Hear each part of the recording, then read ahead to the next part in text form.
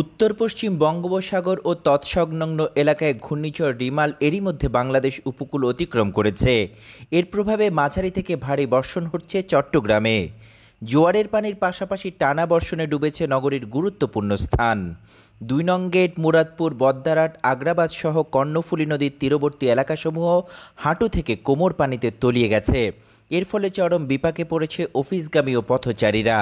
এছাড়া চট্টগ্রামে টানা বর্ষণে বাইজিদ এলাকায় নির্মাণাধীন ঘরের দেয়াল ধসে একজনের মৃত্যুর খবর পাওয়া গেছে।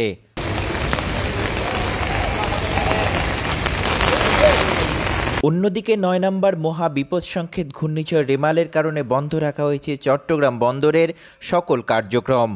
বন্দর জুড়ে জারি করা হয়েছে তাদের নিজস্ব অ্যালার্ট ৪, খোলা রাখা হয়েছে ৩টি কন্ট্রোল রুম, বন্ধ রাখা হয়েছে জাহাজের লোড আনলোডও। বন্দর চ্যানেলের সকল লাইটার জাহাজ শাহ আমানত সেতুর উজানে পাঠিয়ে দেওয়া হয়েছে।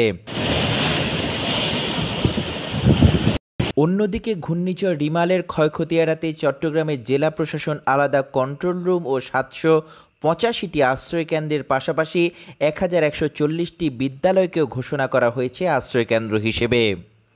টানা বর্ষণের কারণে চট্টগ্রামে পাহাড় ধসের সম্ভাবনা বেড়ে গেছে।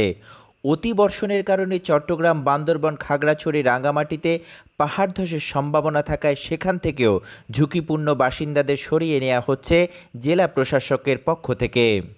আলাউদ্দিন মজুমদার, দেশ বর্তমান, চট্টগ্রাম।